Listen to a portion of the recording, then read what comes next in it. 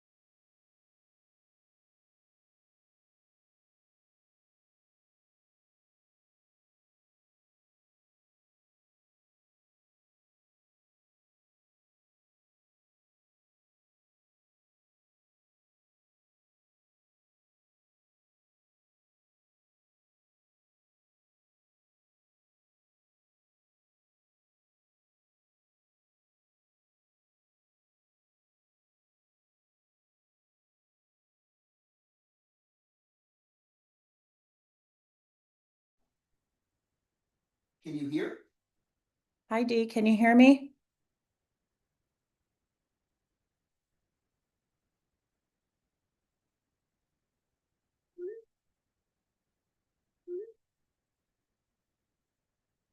Connect them if you want me to. Can you hear them?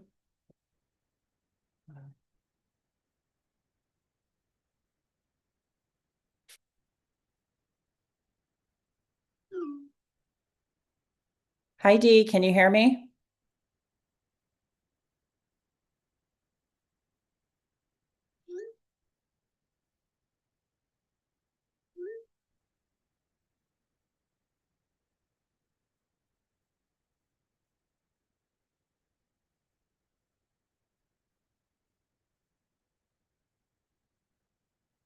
It says I'm connected.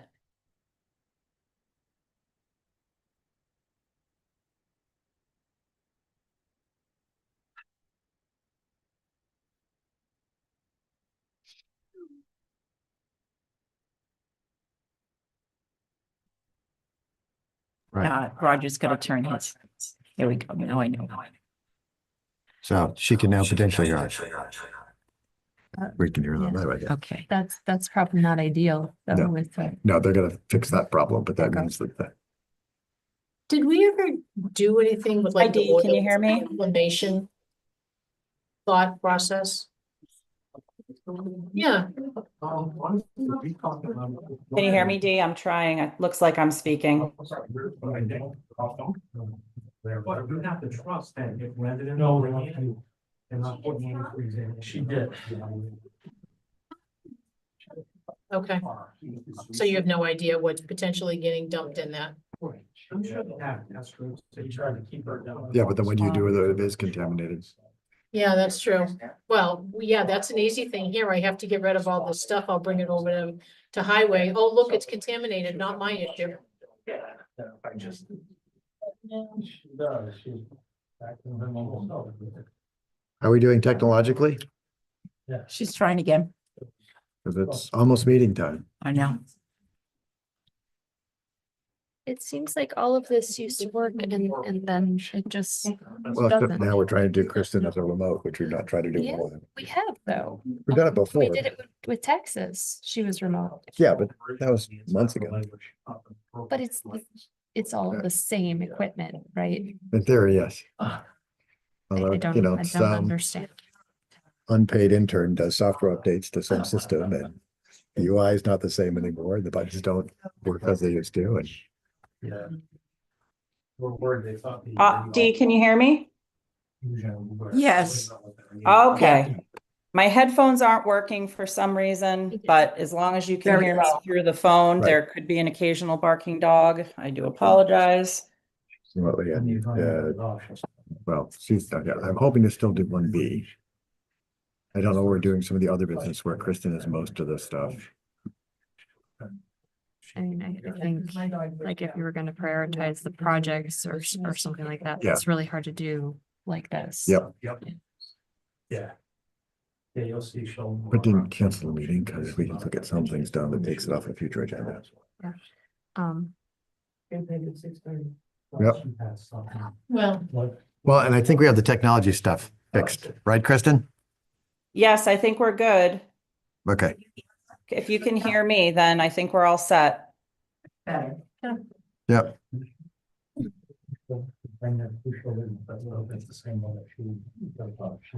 Why does that say amended? Okay, I think we're ready to start. I want to, this is the Monday, December 15th, Berlin Select Board meeting at 6:30. Please be advised that open session public meetings are recorded. As such, your voice, your image may be captured during the proceedings. I think we start with presentations. And so fire and highway, if you folks want to come forward. The police chief is not able to join us tonight.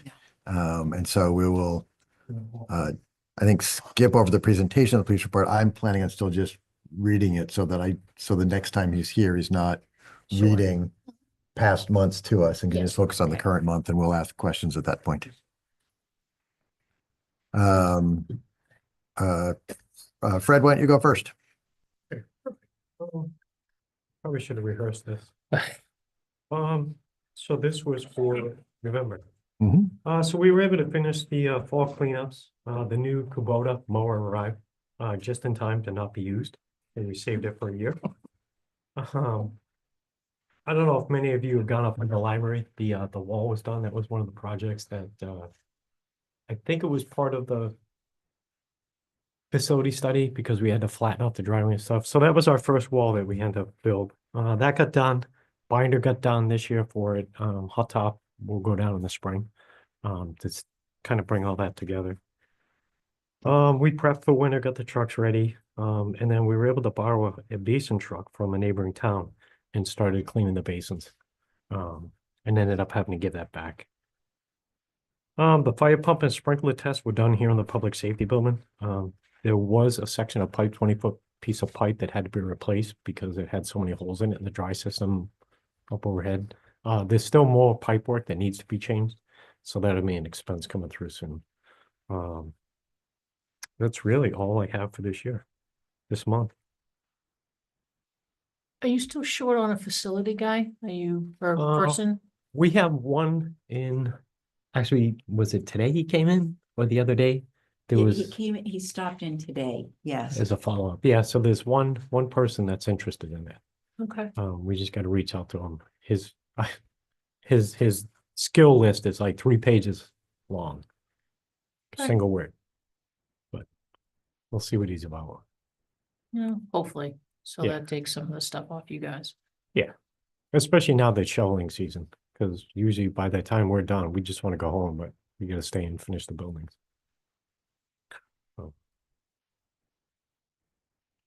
Yeah. Other questions? No. And, Yeah. and everyone knows that we were awarded that MassWorks grant. But where are we with it? Didn't you say there, or somebody said that their plans are being reviewed again, or? No, so, sorry. No. Oh, this is South Street, for people We- who are following along at home, this is South Street Bridge, correct? Yes. Yeah, we just got an email today. Actually, can I grab my phone and read it to you real Yeah, quick? yeah. Breaking news. Lets people know it's cutting edge That's right. updates. Techno- Well, not just technology, but the update is about as fresh as it gets. That's right. 6:31 PM. Wait, God. I know it's here. I have it right here if you guys want me to read it, if that's helpful.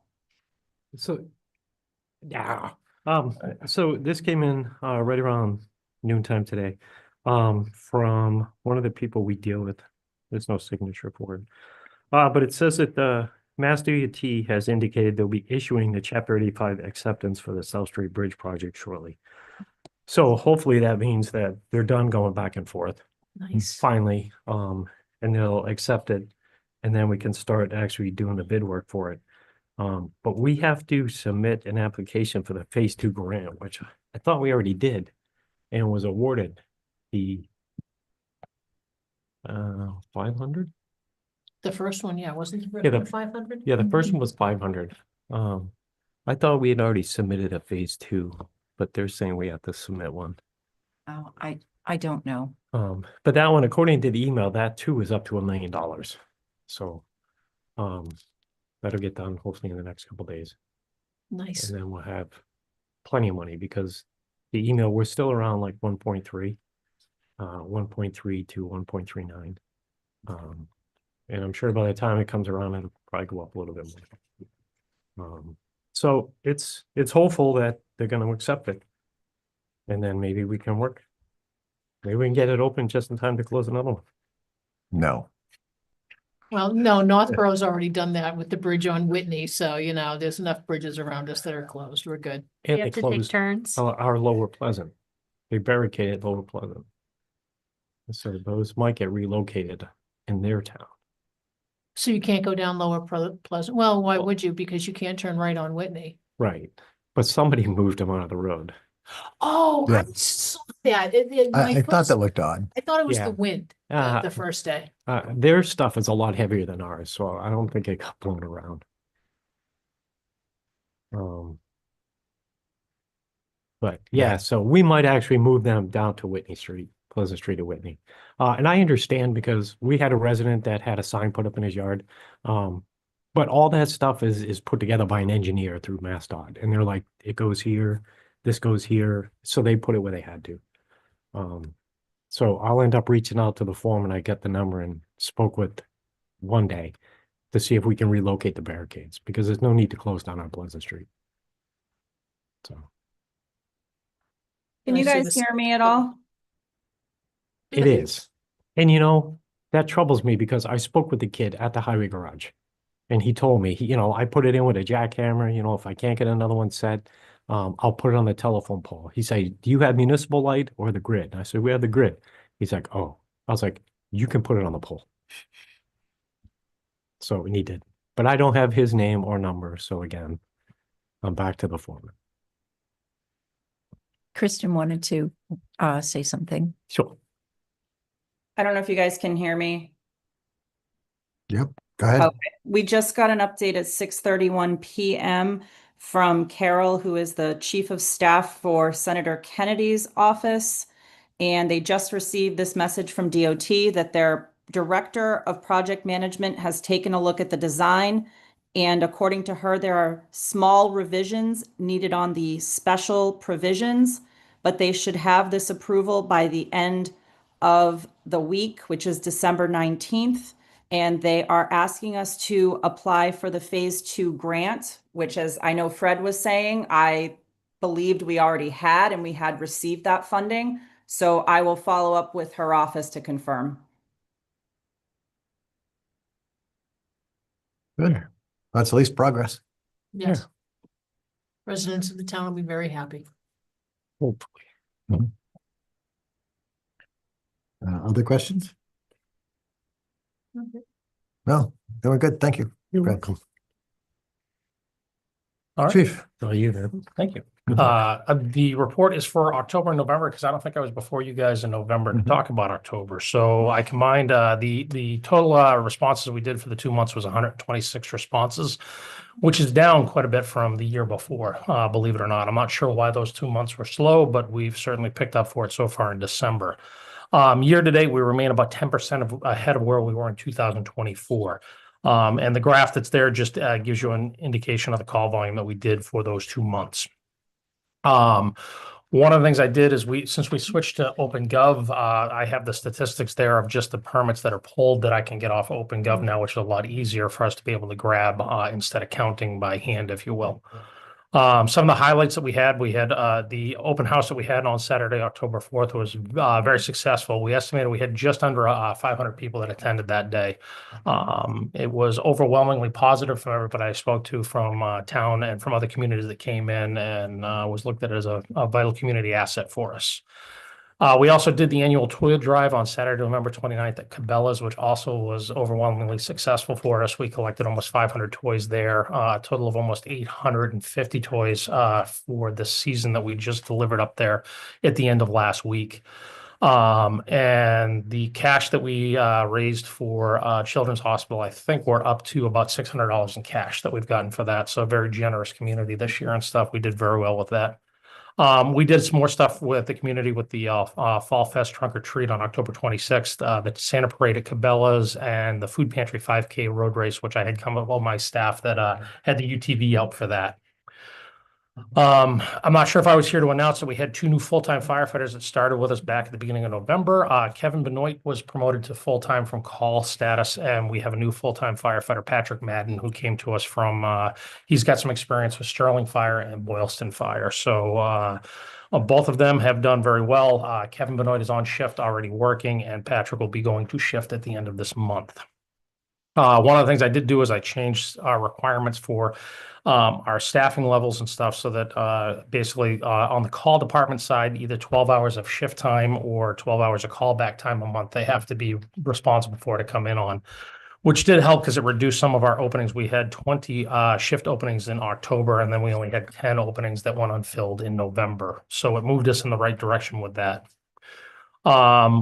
I have a list of the training that we did over the last 2 months covering RIT, which is called Rapid Intervention Team Training, which is basically that's the rescue team that rescues down firefighters, during the course of us fighting a building fire or having a large incident. If something goes wrong, they're the ones to go in and get them. We've done a lot of the EMS training with the mandatory classes that we need to have for OEMS with airway management and stretcher operations and handling. And those are all requirements from the state. They're getting a lot more. So I just changed. I'm using a new program that's an online program that a lot of the staff can take these classes online so that when we pay to have the instructor that comes in person, we can do a lot more of the advanced stuff that we would like to do to get us kind of ready for the advanced EMT. And that advanced EMT class, is going to be starting hopefully sometime by the end of January, beginning of February. We have a class in state that's waiting for approval from the state so they can actually teach it. And if all goes well, I'm hoping to have them complete that class in the April-May timeframe. I was kind of hoping to have it already set up and ready to go by now, but we've been delayed just waiting on OEMS. I had a couple things in here just about the engine 3 is back in service. It's not out of service anymore. We had a repair for one of the compartment doors, excuse me, that had to be replaced on that just because the roll-up part of it with the hinge system and the spring system broke, which unfortunately was very expensive. But that seems to be the way to go with all of the apparatus. We've had a few issues with the tanker, but I think we've addressed all those with the air pressure that we have in the truck. The new ambulance, the one that had the thermal incident, as it's referred to, and that was referred to by the manufacturing company. They've taken ownership of the responsibility of replacing that truck.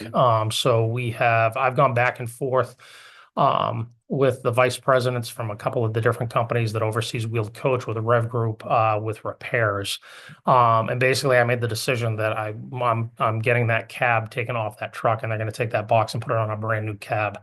Initially, they were going to repair the cab, replace the seats, replace the dashboard and some of the components, the electrical components and stuff that took place with that. And it would have been the fastest way to get that truck back in service. I probably would have been without the truck for maybe 2 months before that came back.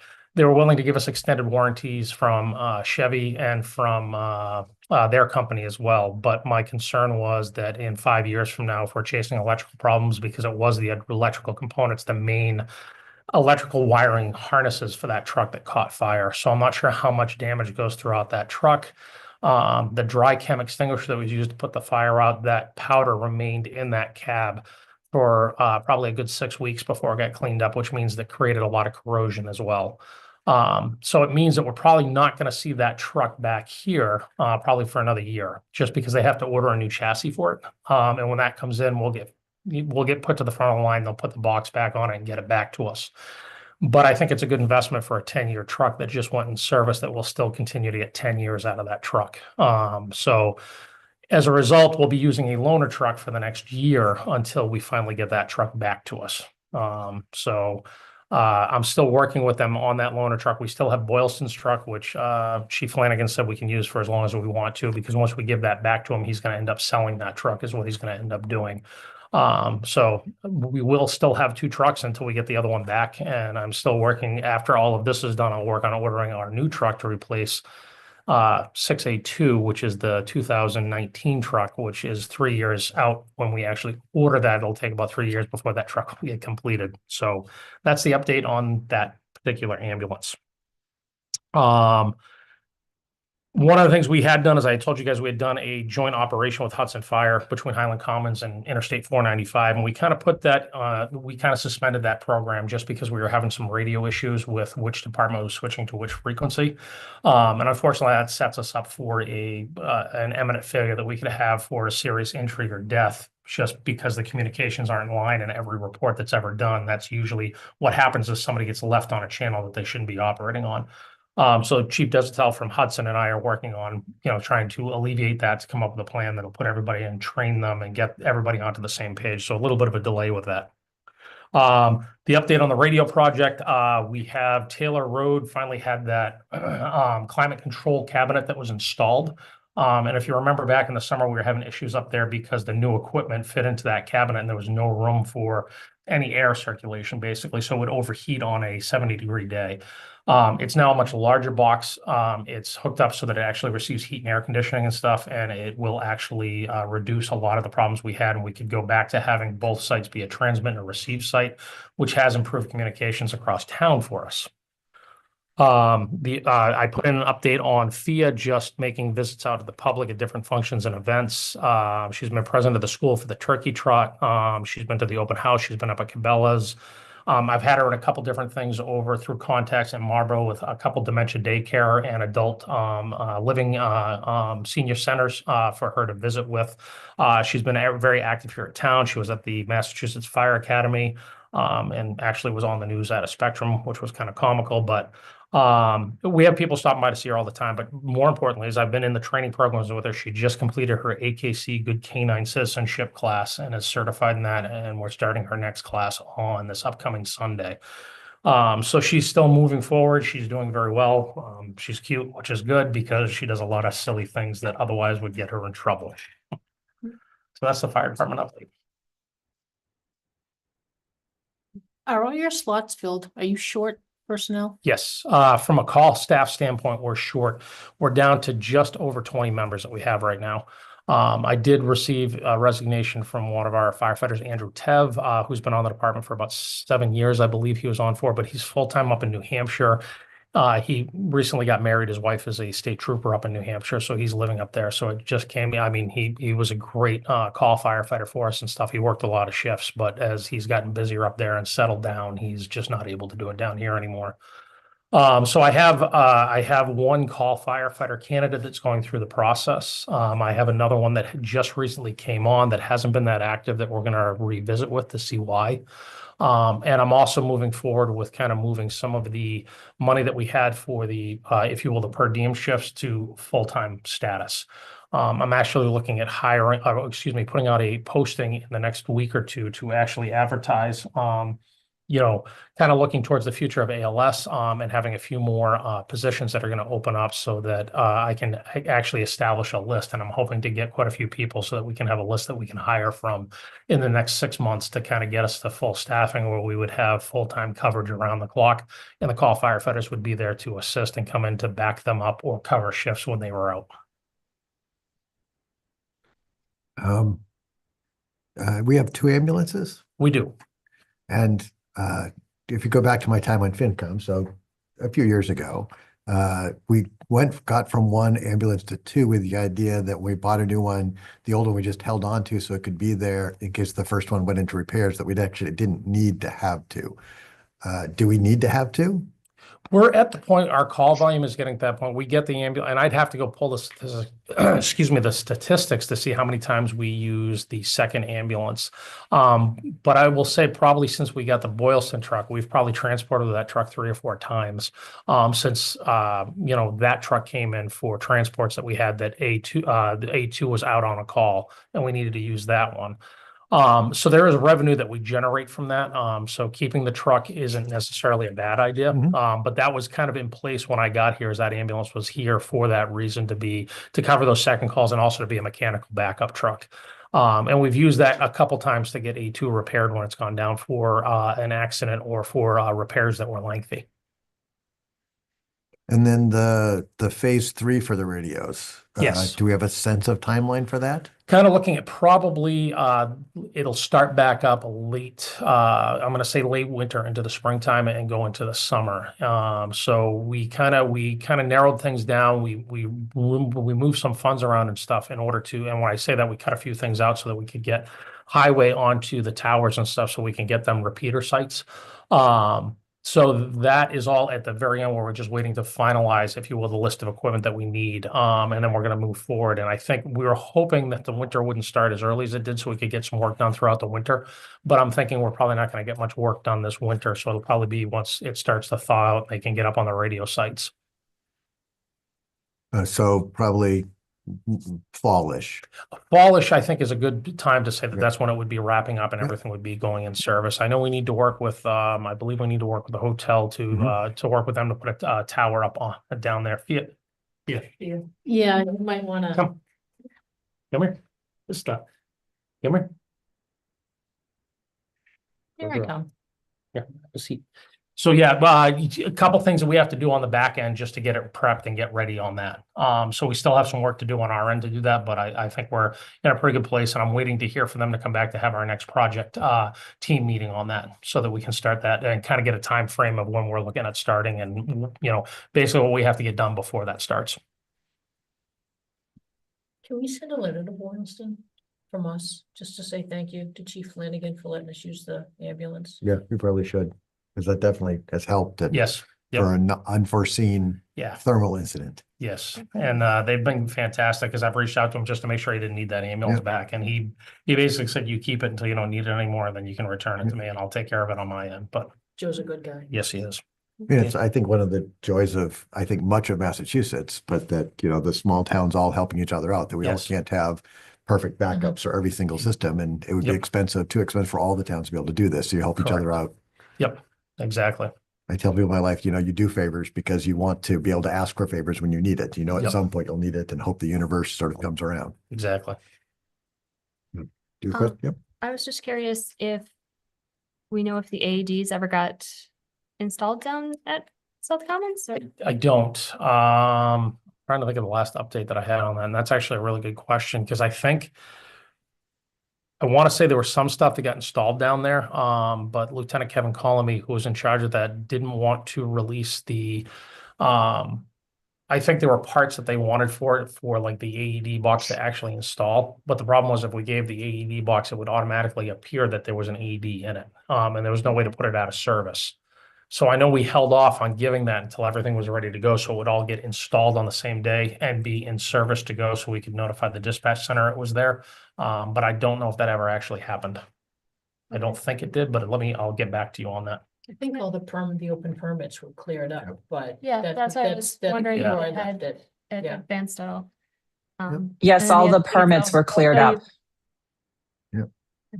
I'll fill you guys in, but I wanted, at liaison reports, but I wanted to thank, Officer Cushman. He was really, really helpful at the good. old fire station Good. on Saturday. Excellent. Thank you. I'm glad to hear that. I think that's what we have for questions. I'm actually thinking that for the agenda, I think it's gonna at least jump to 1C for now, since you're sitting at the table, and Okay. that's ALS sort of questions and presentation stuff. Sure. And then we'll talk about 1B once we're done that. Okay. So for ALS, obviously we're moving forward with the AEMT program. And one of the things I've kind of, in the capital, we have coming up for the Maytown meeting is going to be the if you will, the heart monitor that we need for that and stuff to order it to be at that level, which I want to say that device right now is about $74,000 is what I put before the capital committee. And that'll allow the AEMTs to operate at their level, to be able to hook it up for a cardiac patient, be able to recognize if there is a STEMI so we can notify the hospital and send that in. They'll be able to start IVs, give some fluids. And I'm kind of looking at the paramedic program is about a 9 to 12 month program. So I'm looking at seeing, putting that into the budget for the money, coming up in for FY27 to send up to 4 people to medic school, because that would push us out about a year or two before they get their certification. And that would allow them to be able to attend school, pay for it, come back. And then we also have some additional equipment that we'll need to get for the ambulance in the following year. So this is kind of that step program of going into it to see if the town is willing to or wants to have paramedics running out of the fire department. Some of the unknowns that we have going in is I don't know how busy we'll be with mutual aid with other departments. I know that in town, it'll help the delivery of ALS a lot quicker. We had, yesterday morning, we had 2 ALS calls at almost the same time. One was a cardiac arrest and one was an unresponsive person that ended up being more of a sugar and an overheating problem that they had. But that was an example where we were delayed on getting paramedics to the cardiac arrest because the other call had come in first.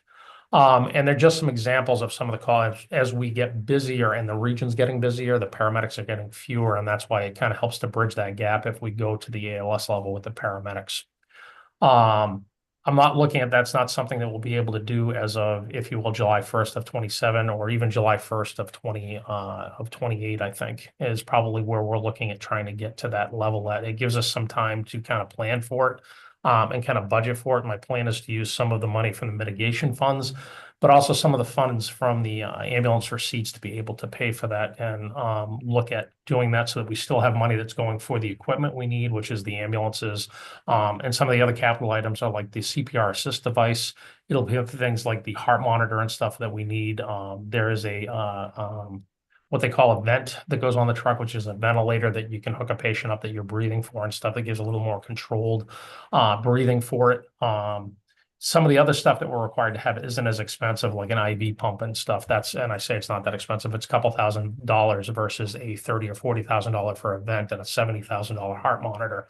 But those are the things that as I'm putting this together and kind of building this out, that's what I'm looking at trying to spread out over the period of time.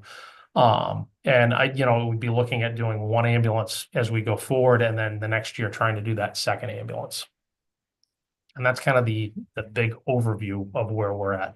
I didn't bring anything forward for budget numbers or anything like that. And Kristen, I don't know if you have anything or if you were planning on showing anything for that, or I don't think. Not at this time. We got the budgets in on Friday. I can pull the budget up on the screen, Chief, if that would be helpful, but I think it would make more sense to go through that and bring Beforehand, some yeah. of those numbers back. Yeah, I have kind of 2 budget sets that I set for. One was just a regular budget of staying where we are. The second budget was that ALS with some of the increases for the costs of running the program at the AEMT level and then going to the paramedic level and kind of forecasting that out, just so that you guys can see that as we start talking about this during the budget season.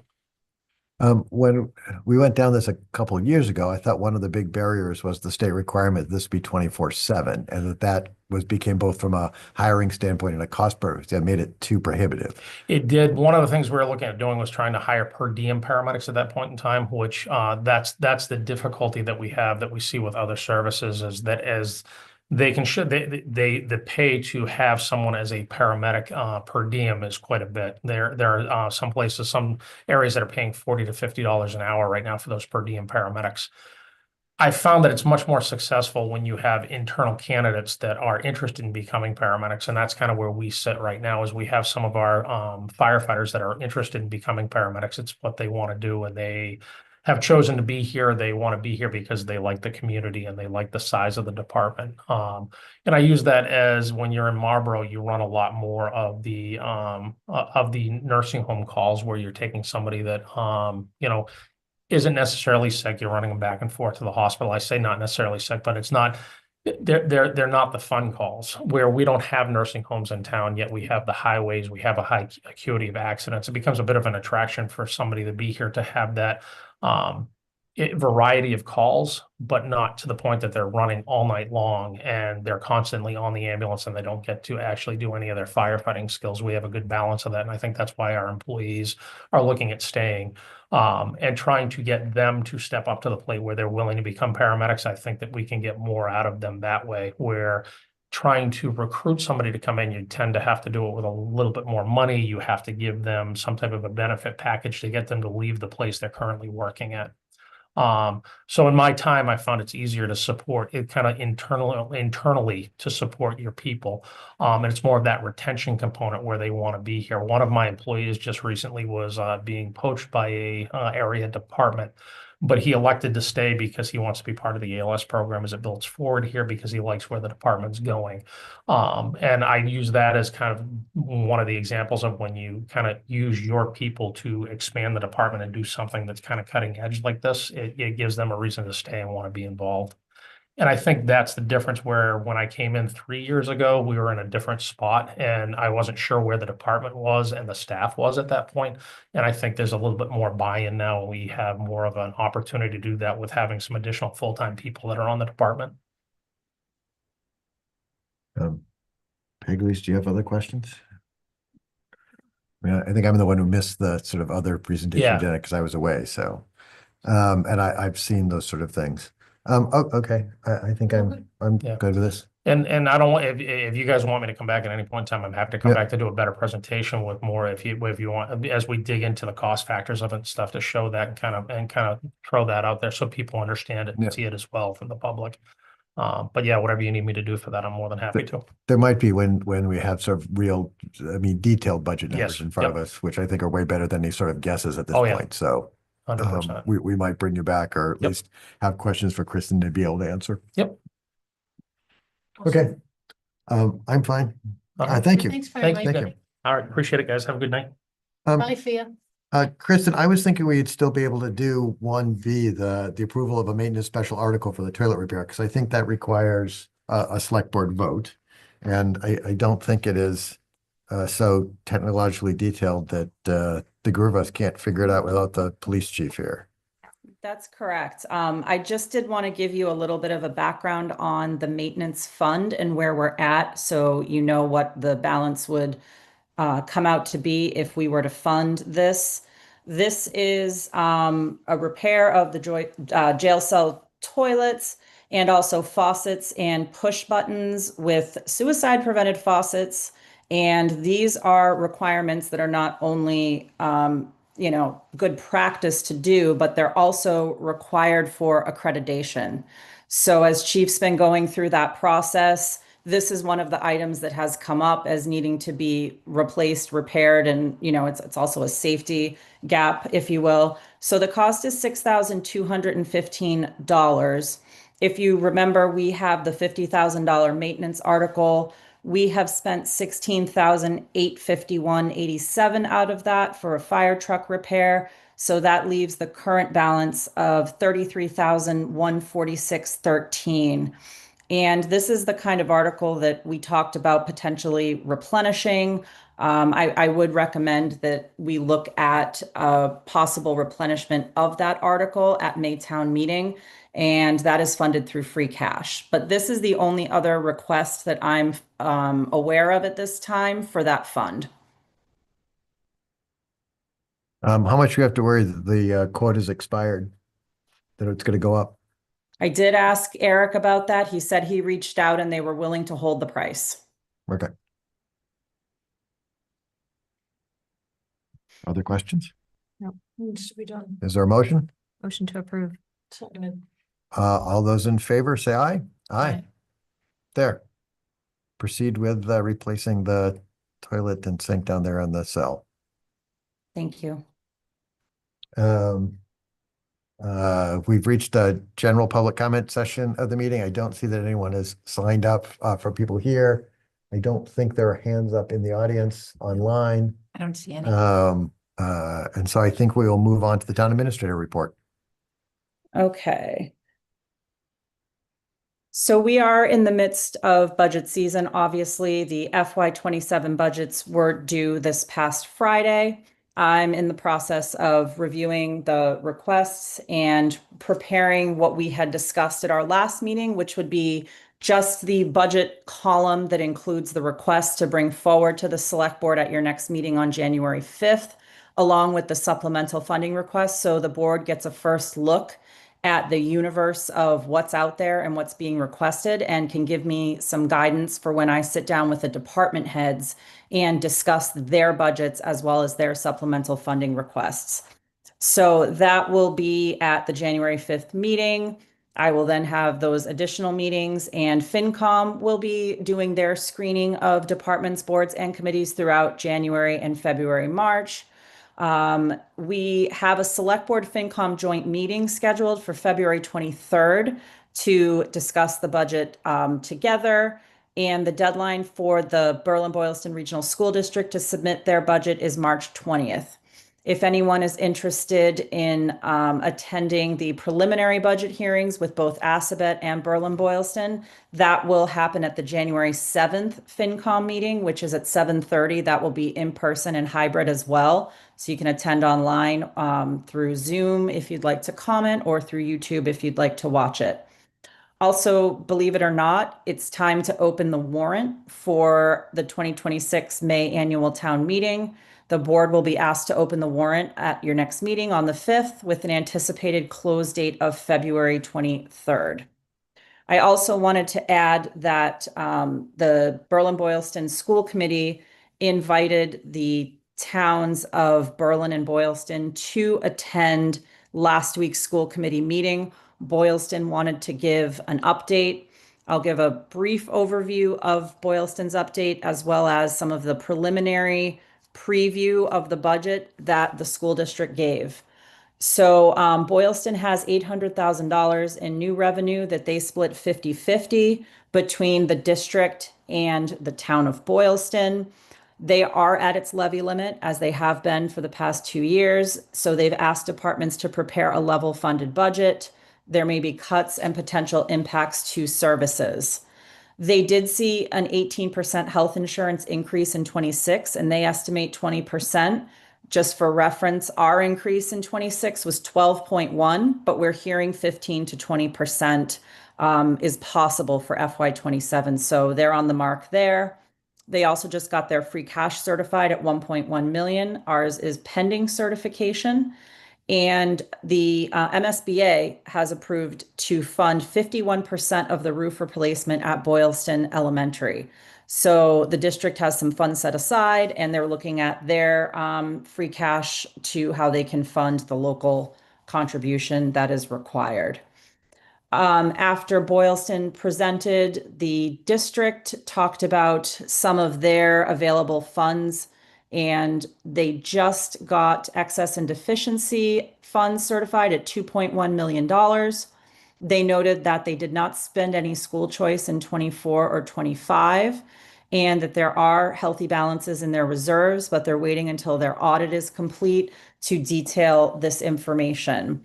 The initial plan is to use excess and deficiency in the amount of 750,000 and school choice funds in the amount of 720,000 to help offset increases to the towns. Their budget costs are being driven by transportation, as we've talked about a lot in the past couple of years, out of district tuition, and of course, health insurance. So the initial proposed increase, which they did say was high, but I would still argue is unsustainable, is an 11.13% increase to the town of Berlin overall. One of the things that was discussed at the meeting was, as we've talked about, the gap between Prop 2.5 and the growing needs of the schools. And in fact, sometimes what state contracts can charge for increases, which last year I believe in special education was 14%. So there's really not a mechanism right here for us to fill that gap without significant new growth. And while I think new growth is important, it has to be done carefully. And the state has produced a document called A Perfect Storm about the fiscal, the structural issues with budgets in Massachusetts and the lack of state aid. And there's also a brand new publication out last week that included some suggestions for how we can fix this structural deficit. I have sent that out to the board. If anyone else is interested, on the Mass Municipal Association website, you can locate it, and it provides a lot of really useful information. So really, there are recommendations for things that need to be changed at the state level, and I think that's really where a lot of the focus needs to be for change. I also included updated capital numbers for you in here, along with rankings of police and fire. The total from free cash that has been requested is just 11,500. Those are new computers for the library. And the total requested from public safety mitigation is $261,145. I also updated the district's requests, which total $100,000 for Berlin Memorial, and our portion of Tohoto, which would be $329,077 for a total of $429,77. The district will be presenting their request to the Capital Committee on Thursday night at 7 o'clock down in room, I believe, 227, if anyone is interested in attending that meeting. In terms of the town center project, the work continues. The septic exploration was scheduled to take place on December 3rd. Unfortunately, with the snow the day before, it had to be rescheduled, and we're waiting on a new date for that work. Lisa Wysocki and I met with Chris and Matt Senni last week regarding Riverbridge. They are looking to transfer the $550,000 in road and bridge funding that is payable to the town upon the transfer of the River Run properties now, because they have the funds from selling the daycare and the gas station. They use those proceeds to pay off that debt and set aside the $550 that they're owed to the town. So there are a couple different ways we could do this. Talking to DOR as well as town council about, could we set up a special fund? Would council hold it in escrow? Once we have some more information about how we can accept those funds, I'll bring that back to the board. But just a few more Riverbridge updates. The Sennis have also sold the lots with the old liquor store and the White House, and those buildings are slated to be demolished. They anticipate a contractor will be pulling the demo permit in the near future, but no specific date was given. And the lessee of the cafe and liquor store is actually looking to purchase that property. If that does go through, my understanding from the Sennis is that they will have no further ownership at Riverbridge. In terms of personnel, we met with the Teamsters for a second time with a counter proposal to their initial proposal and are slated to meet again this week. We're meeting approximately every 2 weeks for negotiations. This is a little different because even though we had an old agreement to work off of from, I believe, 2017, a lot has changed since then. So we were hoping that would be a solid starting point, but the union has presented a rather different proposal than was presented in 2017. So we're going to have those conversations, see when we get to some common ground, and then bring it back to the board in executive session. We're just getting started, so there's no information to really share at this time.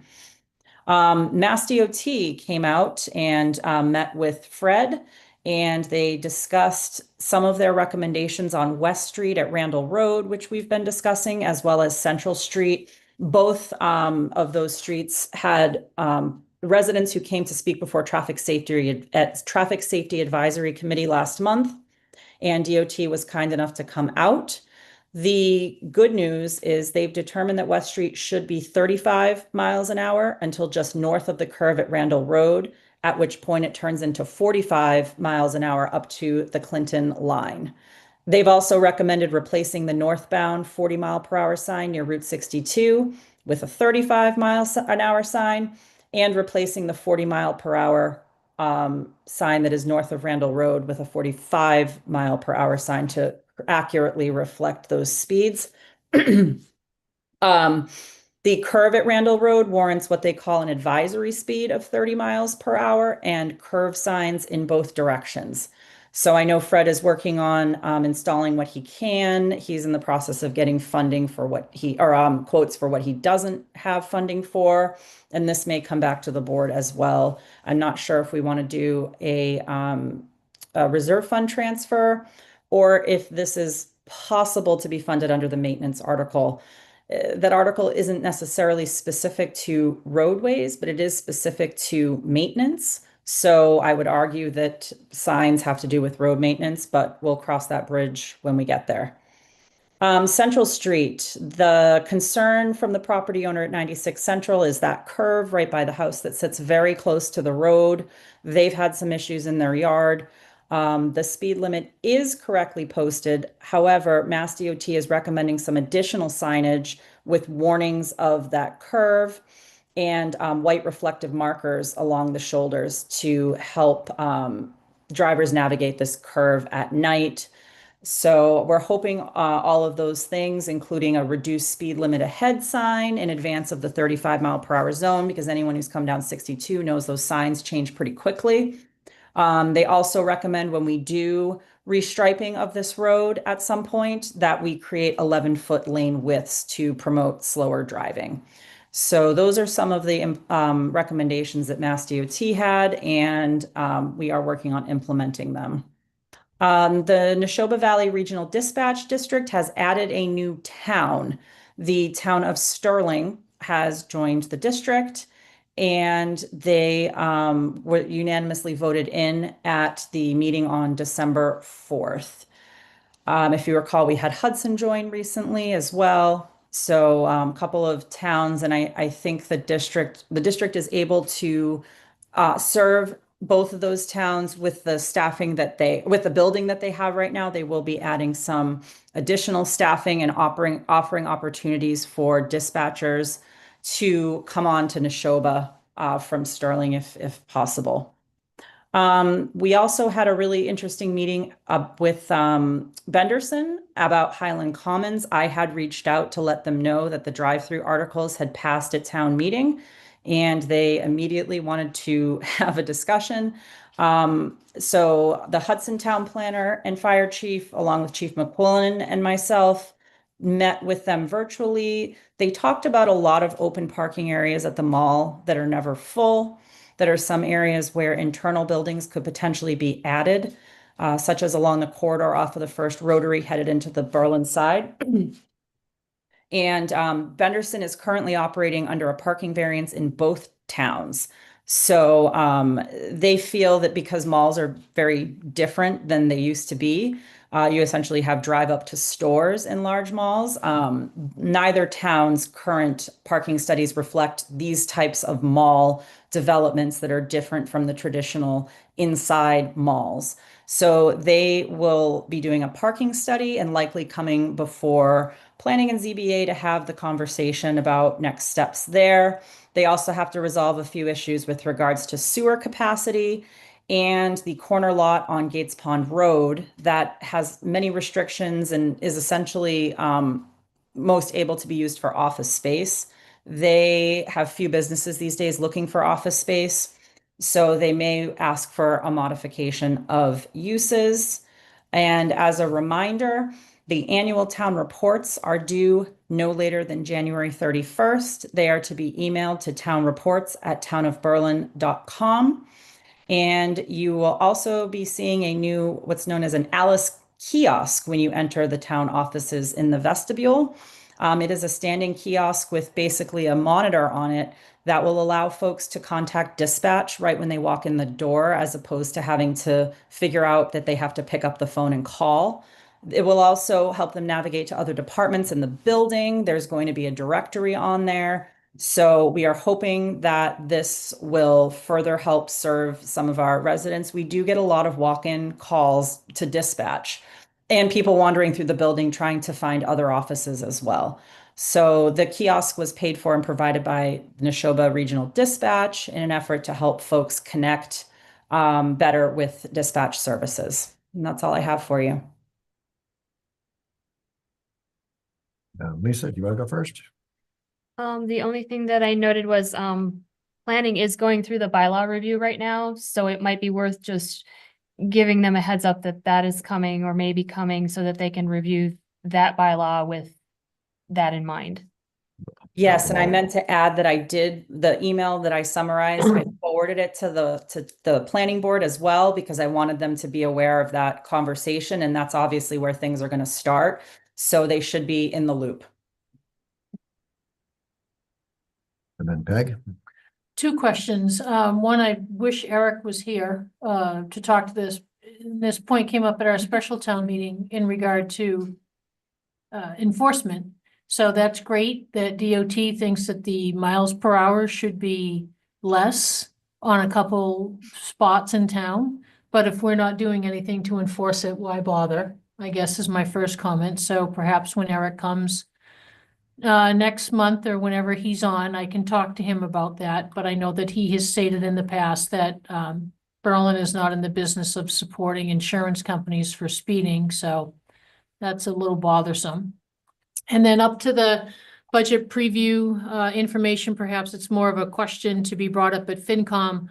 But Kristen, if you're saying that the school committee has 2.1 million in excess and deficiency funds, but they're only going to use 750,000, what's going to happen with the other 1.4 million? Why aren't they putting, and this is probably not a question you could answer, it's an Aaron and Al question. Why aren't they putting money more back to the town? And the same thing where they haven't used any school choice funds, they're only going to do 720,000. I think it's another example of, we will leave that color comment in my head. But I just don't understand their explanation of if they have significant money, why are not they using 80% of it to help with their mere 11% increase? Well, I mean, the same goes for us, though. We have several million in stabilization. Why don't we use 80% of that to do it? Because you don't know if the universe is going to get worse later on and you'll need it. Yeah, but if you have 2.1 and you're only gonna do 750, We have 3.2 million and we're going to add to it, not even subtract from it likely. I have a problem. And again, these are FinCom questions that, if they're asking for a proposed increase of 11.13%, again, 11.13%. Which is less than the 25% they're asking at this point last year. So half the increase they're asking for last year. I mean, I want to start with a lot of good intents. I don't want to start by arguing with the schools. They're putting money in where they weren't putting in money last year. They came in with a raise that's half as much as last year. Their capital is lower than last year. Yes, I still think the numbers are high, but I think the best we have seen at this point of year in many years. Yeah. Is it possible to ask Al that question and just have him give a response? Absolutely. And they did speak to that a little bit at the meeting, because excess and deficiency is pretty similar to free cash in that sense. So it's one-time funds. So somebody said, can those be used in the budget? Because as we all know, free cash really should not be used in the budget. And they said they can. It's not necessarily advisable. But to Peg's point, I think if we have that much that's rolling over, I look to where could they potentially make some adjustments in their budget, because they're clearly having a decent level of surplus that's flowing over from year to year. So I definitely want to, ask that question. I also would like to see what they have in reserves. They are saying they have healthy balances, which would, be similar to saving away funds like stabilization, even though they don't. So I'd be curious how much money they have in there before we see where you want to go. But I was surprised that excess and deficiency was that high. I do know that he said the 11.13% number was high. And it probably would come down a bit. And I agree with you, Scott. We're starting out in a better place. I think the challenge is going to be that it's still an unsustainable increase. And that's where we're going to have to figure things out a little bit more. So I will reach out to Al and see if I can get a sense of their thinking on the excess and deficiency. Well, and maybe Al can also help does DESI have guidelines? Because I know for us, for towns, there are state guidelines on what you really should have in stabilization, how much you should add and subtract, and sort of some guidance on what you should be using free cash for too. And I'd be floored if the state doesn't have similar Yeah. guidelines for excess and deficiency and school choice. Yeah, and they may be following that. I know if Right. excess and Yeah. deficiency is over a certain amount, it automatically goes back to the Yeah. town. Yes, that's Except- But we over have five. not, they have not reached that Right. stage. They're not I think over that helps because then 5%. it's a It's sense of whether very, they're over or under is what is the guideline, because that lets us get a sense of where things should be at. yeah. And I can ask that question too.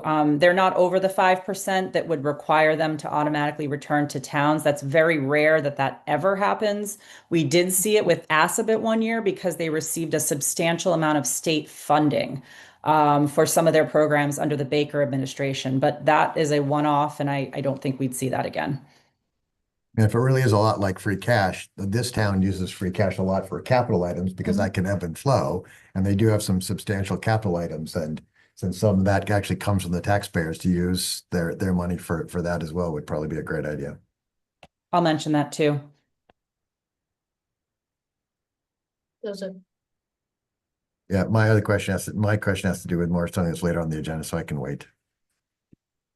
Oh, sorry, we might try to do it. I'd love to see the Teamster proposals. I worry that waiting to bring it to the select board until you've had a bunch of back and forths, you might end up agreeing with the Teamster something that the select board doesn't want to agree to. And I think if we had a chance to see it, we might be able to give guidance on things that we might be willing to compromise and might not be willing to compromise. I don't even know what's in the documents to know that, like, the 2017 document wouldn't be one I would have seen. I am in those, just so you Okay, know. yeah, okay. Yeah, and I I thought think you were. I go to all those, I thought you so. were, yeah.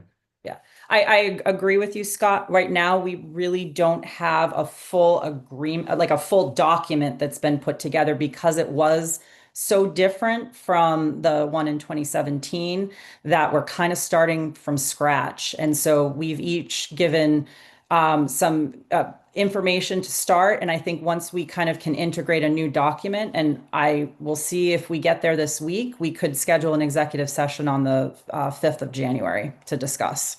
Okay. More questions on the town administrator report? Other business? I think we'll just start with the Mass Municipal Association Annual Conference in January. And board attendance, it's not ones we've typically gone to, but I think ones we've shown interest and desire to go to. For me, it is days I'm just getting back from a trip, and so I won't be able to take both vacation and then take more time off to get to this. Peg and Lisa, you interested in going?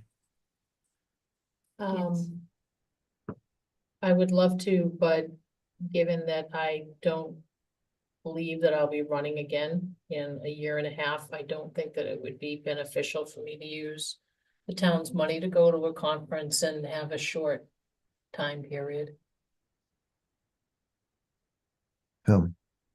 Okay. I'm totally fine with Lisa going and the town. Mhm. I think we're trying to put money in the budget for the town for her to be able to, for select board members to go. Does that require a motion to do, or is it just because there's one, we don't have to worry about posting open meeting issues? No, you don't need a motion. The funding was approved at town meeting. So that's just a line item transfer essentially that will go into the select board expense budget. So what we can do, Lisa, is we'll reach out and either Dee or myself will get you signed up. We might then, Another year though, right? yeah, So I'm 'cause I'm not, up- I'm not this May, I'm next May. Okay.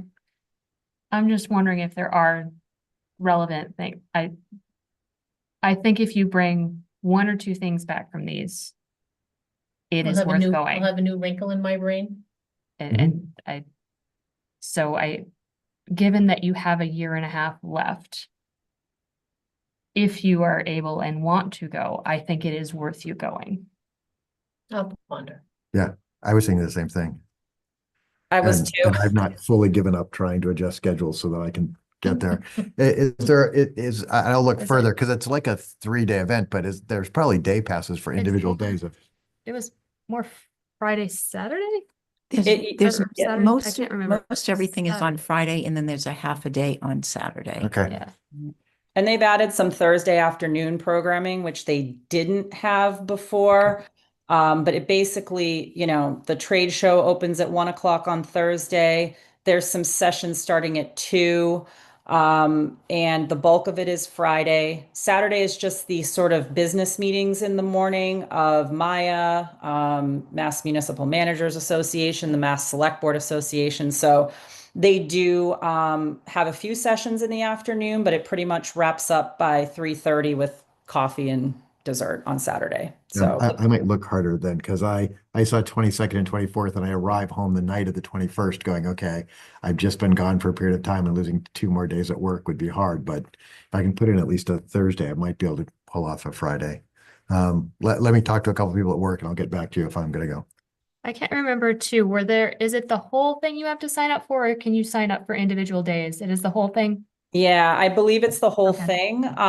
But like you said, the bulk of the real meat of the conference is on Friday. So I think if you were able to attend that, it Mhm. could be very well worthwhile. Okay. What do we have to post a meeting if the 3 of us show up? Not I unless you think- plan on talking about town events or Yeah. town business. Yeah. If we were doing a joint presentation on what's going on in town of Berlin, we probably should. but- Yeah, no. Okay. Regional Inspectional Services, Kristen, take it away. Yes, let me just pull that up. Give me 1 second. So back in the summer, when the building commissioner indicated he was looking to retire next spring, the select board had asked me to look into possible regional services. And I had reached out to Central Mass Regional Planning Commission. They connected me up with an existing regional services that's going on right now. It's shared inspectional services between the town of West Boylston, Sterling, and Boylston. There was some talk of whether Clinton would be interested in joining at some point, but I understand they are not. And there is still a few questions up in the air with one of the other towns as to whether or not they'll be staying on, which is why I don't have a formal proposal for you or the MOU at this point. I was able to speak with Bill Caldwell over in Sterling. Sterling is the host community for this agreement. And, there's 2 ways we can do this. We can go regional. It looks like the cost would be about $85,000. Right now, salary for the building commissioner is $105,000. So there's about a $20,000 savings that would happen there. We do also need to provide a vehicle, which I would argue we really should be if we can anyways. And Chief Shartner has set aside a cruiser that can be used. So we already have that. And one thing to note about the 85, it could be slightly less, but that's all in. That's benefits, that's salaries for the building commissioner and the locals. And that assures us 4 days a week of staff coverage in the office. I think that, the way they work right now is they have Tony, I'm going to butcher his last name, Zaharidis, I think it is, who is the local building commissioner. And he has several locals. He's the building commissioner. He has several locals that work under him. All of the towns do have OpenGov or Permit Link, so the work is able to be done remotely for the commissioner to sign off. So really it would be based on how many hours we'd like the local to put in. Based on conversations with the building commissioner, things have really quieted down. There's not a lot on the horizon. This looks to be more like a 25 to 30 hour per week position. But I have been assured that there will be coverage Monday through Thursday. In the office, it will be one of the local inspectors. Tony will fill in here and there as needed. And, the other option would be to put it out. I do have to say in order to get a cost savings, we would need to do a reduced number of hours as well. And there is a large shortage of building commissioners out there, even for full-time positions. So posting for like a 25 or 30 might be a bit challenging. We can certainly try. You also have to remember you would have to offer benefits on top of that as well, at which, as we know, can be up to 30 grand if it's a family plan. So now that we're getting closer, the building commissioner has indicated he will retire effective April 1st. Really wanted to get a sense of the board as to which direction you want to go in, whether posting the position or continuing to go down the regional path.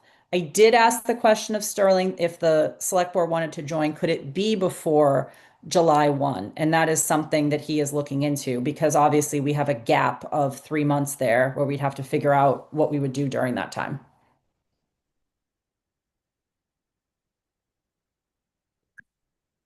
I get for drinking water. We did during budget process look at trying to reduce the number of hours because the number of permits were going down. And obviously with a full-time person, the job wasn't an appropriate time to do that. And when Hank previously attempted to retire, we had already found that it was very difficult to hire someone else and sort of made some arrangements with him that let him stay on as long as he has. I thought one of the things we've done is we've not had a building commissioner often in this office. He does a lot over emails and calls. There have not been a lot of office hours as of late. Is that correct? That's correct. There's office hours Monday and Wednesdays, but he is available Tuesdays and Thursdays by phone. That's posted on the door in case somebody were to come in to the offices.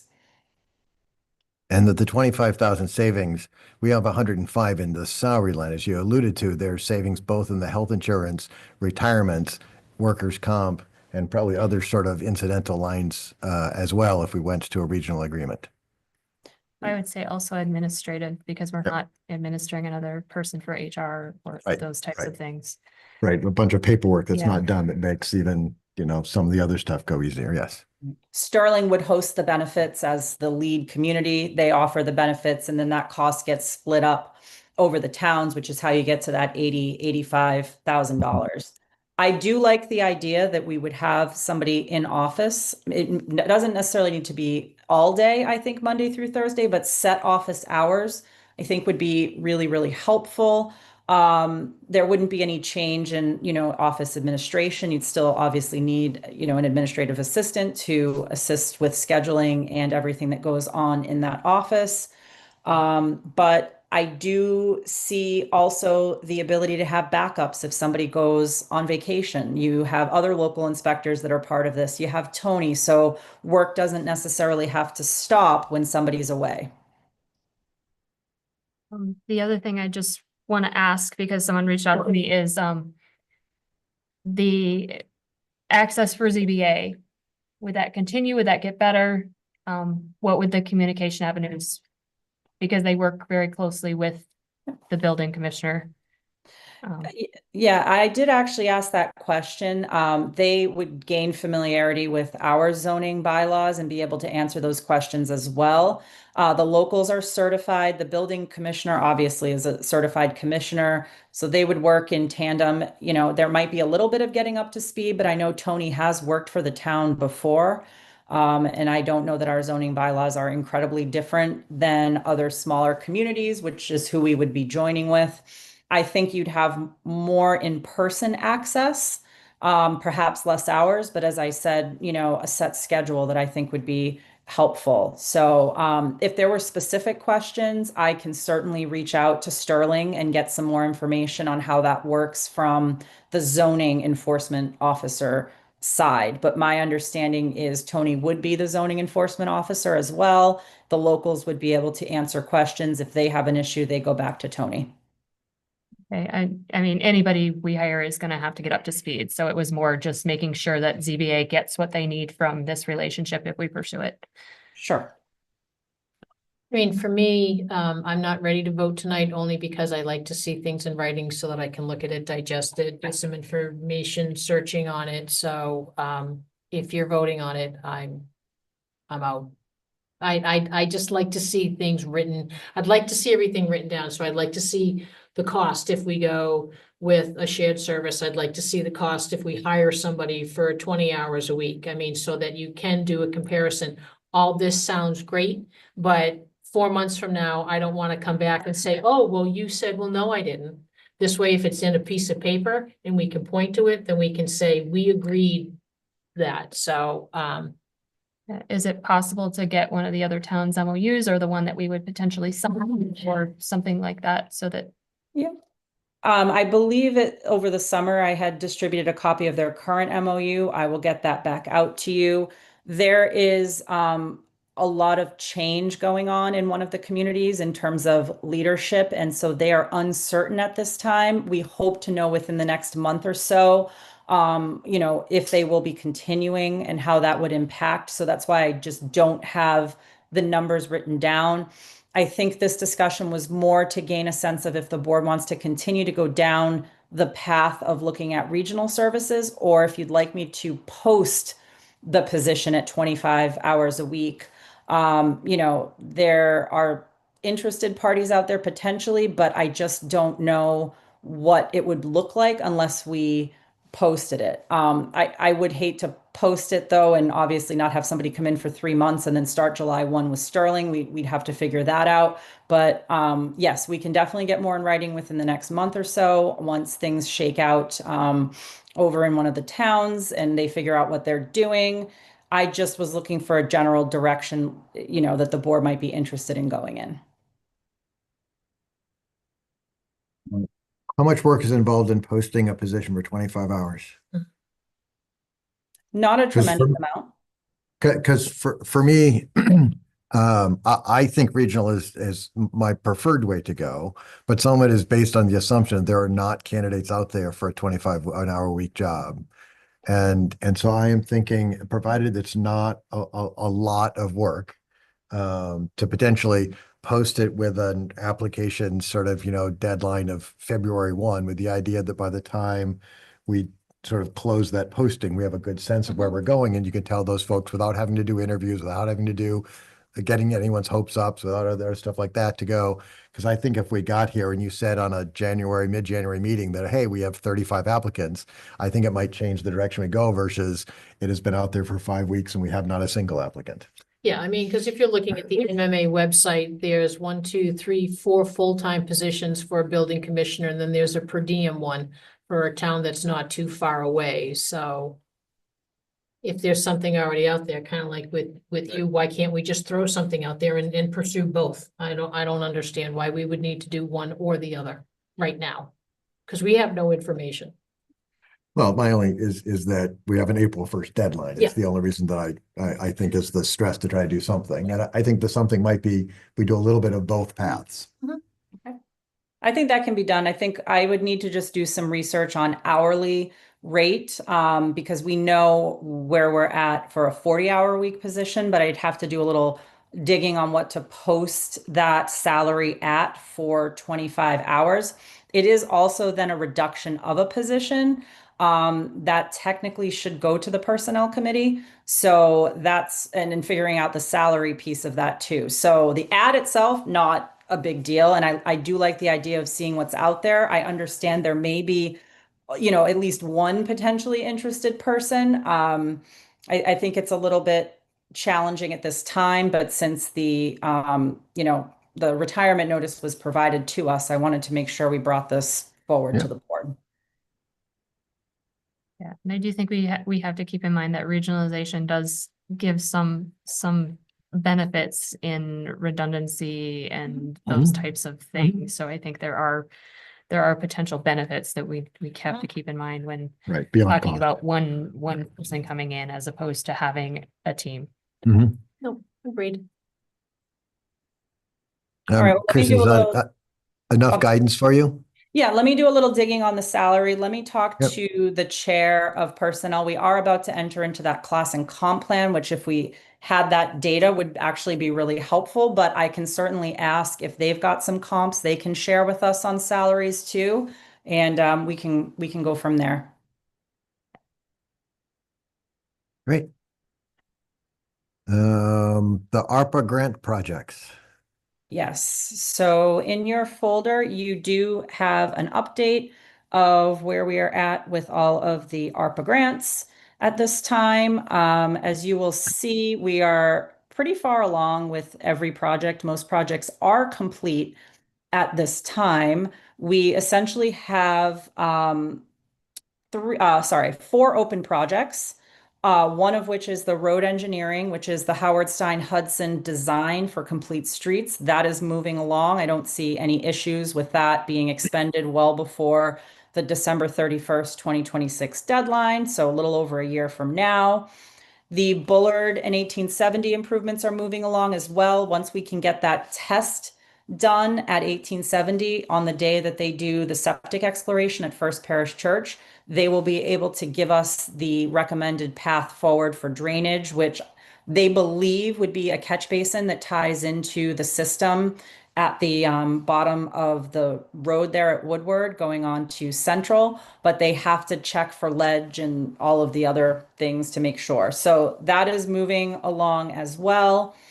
Demo of the old fire station and rescue building. I've got to get that out to bid. I did reach back out to the contractor because he posted it as non-prevailing wage, which you all caught. So I got a little bit more information from him that I'm incorporating into a bid document to put out. I don't see that being an issue to expend by the end of next year. The only thing that then leaves is the playground at South Commons, which to date, we did provide a scope of work that Lisa had kindly put together to Recreation. I understand they did want to make some edits to it. I have not received that back. I'm a little bit concerned about the ability for that project to get done. I don't think it's infeasible to do in a year, but it just has been moving so slowly. And I know Rec has a number of other priorities at this time. So that is the only one I think we would be in jeopardy of having to return funds. And I can tell you that Rec is meeting tonight. They're actually down the hall from us, a few doors down.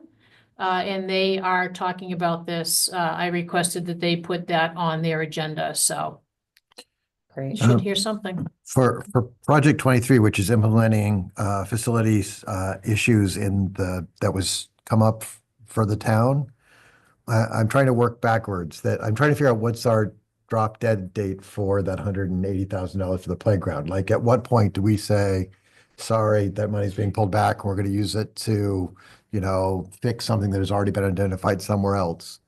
I don't think we're at that point yet, but I think if we are clear about that, like, if that doesn't look like that the playground's going to be done by the end of the year, by, let's say, March 1st, then we're going to go full guns and we're going to take that money back and use it to improve town buildings. I would think giving a deadline for receiving the scope and the RFP or the IFB, whichever direction they want to go in, would be a helpful deadline to set, with the idea that it does take anywhere from 60 to 90 days once we put a bid out to have the advertising period, the site walk, review the proposals and get a contract in place. I think I would like to see a proposal by the end of January. That would make me feel most comfortable. If the board wants to wait one more month, I would be okay with that. But I think at this point, 6 weeks would really be where I'd be comfortable. So Give me a date. I Give was me a gonna date say, and I'll tell them. well, so what's our first meeting in February? I don't have a calendar up at the moment. That would be Oh, no. I thought on the we back had of one of stuck these. like See, on I'm the looking back. at technological stuff. No. No, it's not on the back of one of these. Yeah, so we pull up calendars. It's right at the door. Let me go. I probably have it on. Well, it's either gonna be the 2nd or the 9th. Since I think we're meeting the 26th, right? Yeah, because we So won't we're meet meeting the the 26th, 19th. so it'll be the 9th. So I think February 9th. Okay. Yep.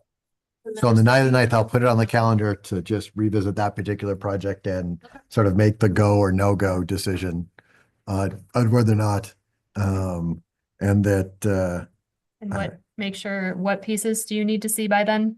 It is the, yeah, Kristen, So- what do you need by then? Yep. In addition to the scope, Bob Holmes had actually put together the document for the pavilion. I would need to see the actual RFP document, if at all, or IFB document, if at all possible. He literally can take the pavilion one and update it to include the playground. That would have to include a detailed scope of work, as well as, I don't think we need drawings because you're talking about purchasing individual pieces, but we may need a drawing of the area itself and the size.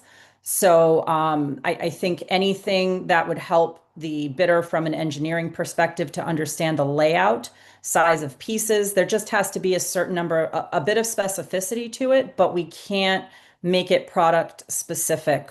You can't say, I want monkey, you could say I'd like monkey bars and I'd like them to be 8 by 10, but you can't specify a company or a specific vendor to provide those. All right, I'm on it. Yep. Thank So you, you Pat. want proposal in hand by the 9th? Yes, please. I think Kristen needs to come in here and say on the 9th that she has everything that she has requested, and if not, we need to. So then it's a go or no go It's a for us. go or on the no 9th. Right, go because on the that 9th, day. on that 9th, what we'll do is we don't have it. We will look at that facility study and we will pick a couple of projects, Okay. hopefully with your guidance, Kristen, that are on the facility study to be done to improve town buildings, that we could use that money on and not have to return it. And it needs to be complete. No. Right.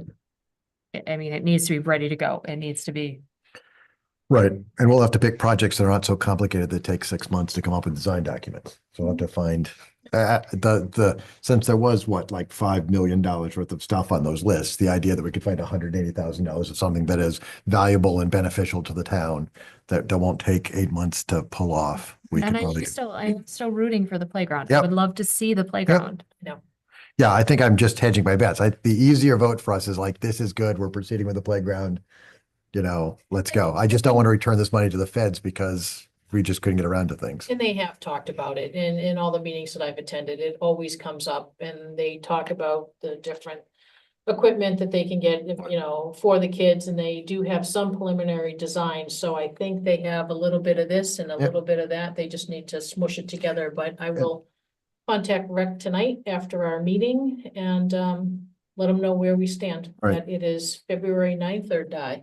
I mean, for me, this is more important than the rec director job and the field improvements, because field improvements and rec director don't have this sort of deadline on them. Any other questions on ARPA projects? I did just want to add for those folks at home that don't see a copy of this, there's about, and oh, my screen just shut down, 364,000. 68,422.89 for funds remaining to be expended. Thank you. So we have expended almost 2/3 of the funding at this point. And Okay. if we got to the place where we had to look at facilities projects, our energy fellow Omid had put together a wonderful list for us of prioritized projects with their cost. So we do have something to jump off of, but I would really like to see the playground as well. I think that's a huge benefit to the community. And also for the people who can't see this list, the town came up with a list of totally 22 projects. 23rd was the catch-all for things that if we had extra money for. And of those 20 projects or 22 projects, 2 have been canceled because just they turned out not to be feasible. 4 are not done. I thought if I did my math right, that left like 16 projects completed Mhm. in this town with these funds. And so, and they're pretty broad ranging. But yeah, and decent, good projects for the town already completed with these funds. Of the agenda, I think the next one, 4D, was, I think, the hardest one to do sort of over hybrid, but let's talk about the town administrator projects. If you want me to start, I split everything into short term, which would be next 30 to 60 days, medium term and long term. I can obviously flesh this list out as needed for certain projects, but I didn't want to spend an extensive amount of time creating this list in a lot of detail because there is so much to do and so much going on. I think that the short-term project list is long, and I'm not really seeing much on there that could be removed. So unless the board feels otherwise, I think you'd be looking at the medium and long-term projects. I did also add a section on policies and the annual contracts that we have to put out as well, just so everything is, codified in a document. So Kristen, are you saying that the projects that are listed for short term in the next 30 to 60 days, that you'll have them all done? You're starting them? They're almost done? I mean, because this is just a list, so I'm not quite sure what it means. So it's a mix. Those are projects that ideally need to be done in the next 30 to 60 days. Those are the projects that are at the top of my list. It may not be feasible to get them all done within the 30 to 60 days, which is why we would need to look at potentially removing anything in the 60 to 90 day or the over 90-day category. The IFBs will take an extensive amount of time in and of themselves, and there are a number there. We're also obviously into budget season and soon to be into town meeting season as well. I think unless there are items on that list that the select board does not want to continue moving forward with, under short term, I just have to keep working away. That's the challenge there. And this is the list for you and D, because I thought a couple of these things fall her direction more than yours. It's a list for the office. D Yeah. has a tremendous amount of day-to-day that she does and the foot traffic Yeah. in the office. So I funnel, a few things as appropriate to her as well, but try not to Right, overload. but updating and passing the minutes or preparing the minutes. Yep. And I mean, is there anything on here that you could enlist the help? I'm not gonna volunteer Scott and Lisa. But is there anything that you can ask for help on instead of trying to do all of them? I mean, create a web page on the town website, project updates, continue opera expenditure, regarding Assabet. I mean, talking to Brittany about, cable studio management contract.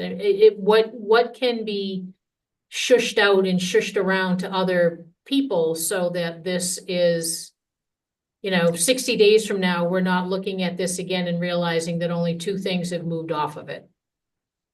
Yeah, I mean, some of them are ongoing. There's not a lot I can offload. I will think about that a bit. The policies are the biggest section where I can use help, and Lisa has been extremely helpful in preparing some of those policies and helping keep those moving to the board. I sent you over the outside work one today. I don't know if you saw that or Yes. not, but didn't I get a saw chance that to- on the list and it took me 10 minutes. Yeah, thank you. I didn't get a chance to You don't see. have to, I didn't expect you to look at it, but I did. Hopefully that's one you can check Yeah. off because it was pretty straightforward. for me, some of the easier ones are also ones that probably take you more time to get one of us up to speed to finish off than you just doing. That's kind of where I was at. It also would have taken me hours to really map this out like I do with the FY26 goals, which is why if that's what the board wants, I will do that. But I just thought it better to get everything on the table organized into short, medium, and long term, and see if there's anything the board is not interested in doing. When's the copy machine lease up? D, is it up the end of this month? So, It's very soon. right. Yeah. So from a personal standpoint, one of the reasons I hate leases is that it has required work every 2 or 3 years when you do 2 or 3 year leases. I just buy a damn copy machine because as a government agency, the depreciation is not a thing we care about. And then you deal with a copy machine when you have a problem with a copy machine, which could be 3 years, but it could be 7 years and not sort of a time certain thing. But it also took my agency, what, 6 years to finally get rid of all these leases that were underneath my control. The Because challenge I with looked at the that list is, and there's 2 here that are the same, combine and email the questions to the state legislature, and then about 5 down, it's email questions to the state legislature. Yeah, I mean, So, it was designed to be a fast and dirty list Yeah. because there's this, because again, Kristen Mhm. is, because you see this list, because Kristen has so many things going on, I'd rather her not spend 6 hours creating this list to make it perfect. Hmm. Because I'd rather her spend 1 hour making this an imperfect list and 5 hours getting something off the list done. For me, it really is the IFBs and the project stuff are the bigger ones. There's a couple of these I don't know what they are, and I'm reluctant to don't ask. ask in open session. Yeah. Uh,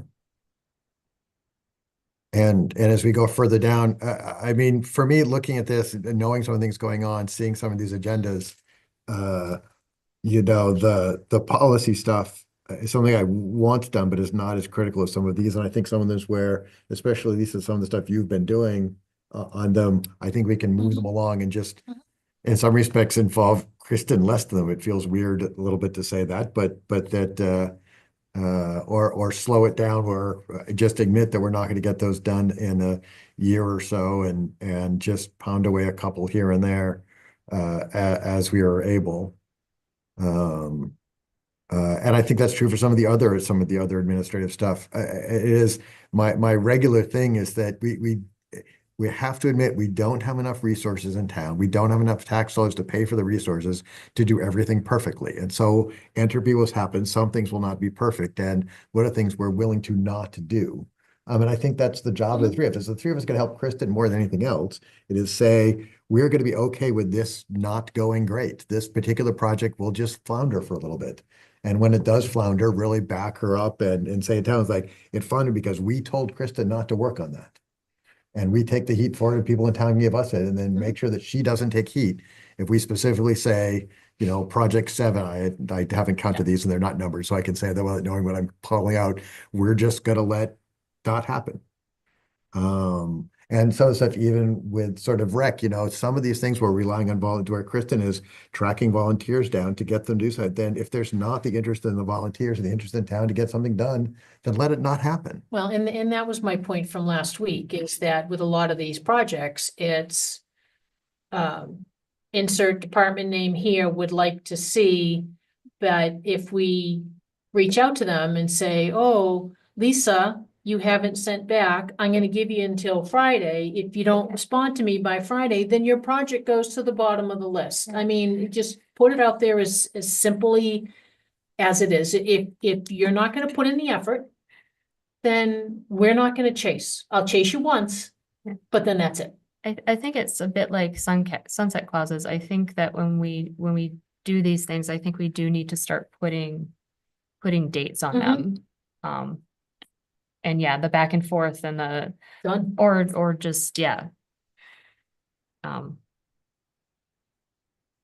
Rather if than, oh, sorry. no, go ahead. I didn't mean to interrupt. I was going to say, I think there's a couple of things that would be helpful, because most of these things, and I'm not really, I have to do. It's a lot of that background knowledge. It's procurement, it's contracting. And so that's the challenge, from a staffing perspective. I think the last 3 bullets under medium-term projects are FY26 goals that I really haven't, unfortunately, been able to do much with anything of, except for we got the fire permitting software online, which I think was a huge there for residents. Those I really have under medium term, because I'd have to get working on them shortly in order for them to be in at least a somewhat completed state for June 30th. So if any of those, could maybe go to FY27, I think that would be helpful. If Lisa can continue helping with the policies And on most of these, I'm not really waiting for other people. There is a waiting on other section, which is the pavilion, the playground bid, the South Street Bridge, which we heard tonight, off the press that we've gotten some movement on, which is great. But on the ones that are tracking down people, I'm more than comfortable giving them a deadline to get back to me.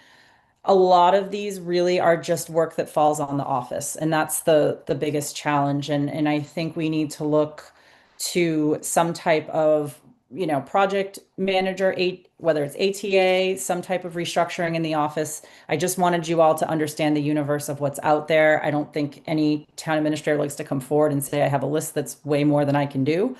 But this has unfortunately gotten to a bottleneck where there are so many things happening at the same time that I don't really see without some additional staffing, being able to get a lot Right. of these things done. And so the .gov transfer and branding, that doesn't have to be done this year, does it? Nope. Who says It- that has to be done? It doesn't. That can go. The charter contract negotiations, is there much negotiations? They tell us what they want, and as long as it's not horrible, we say yes.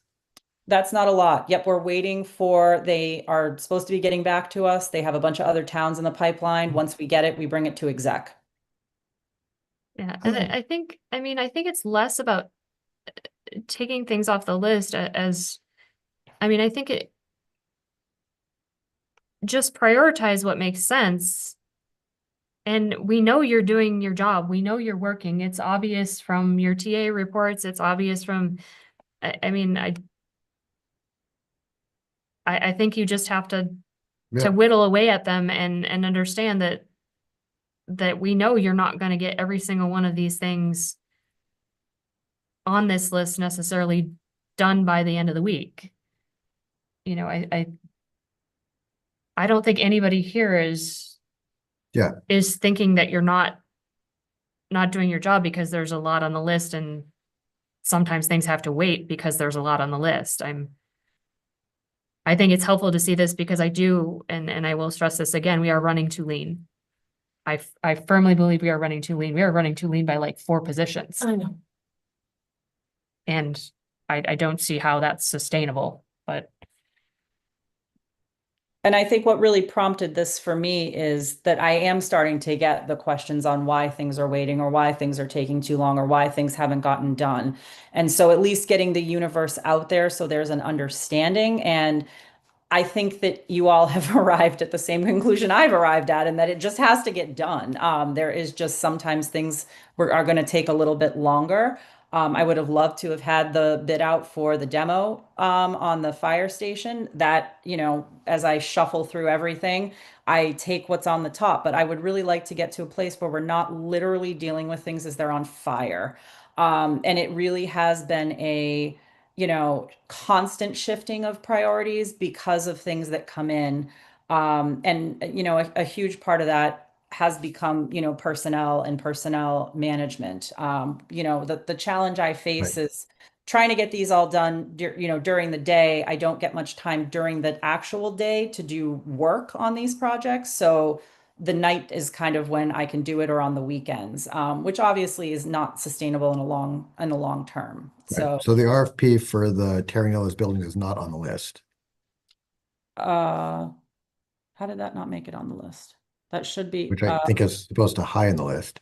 If I had to take things Yep. off the 30 or 60-day list, I would take off finalizing the hiring policy. I would take off the MOU for First Parish Church. I mean, I think those below go to the 60 to 90. I don't think those go away, but I don't think those are sort of the top of the crisis pile. They need to be done.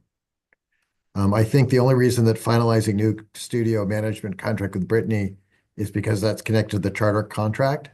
No, well, that's connected to our ability to pay her. So that's almost Okay. done at this point. Okay. I had to go and get quotes for that because it's over $10,000, and it was a struggle to try to Yep. get quotes. But we did. And now in order to pay her, we have to have that contract.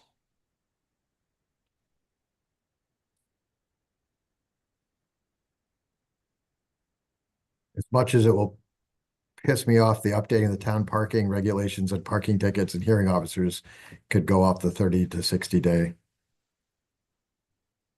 From my That would standpoint. be helpful if,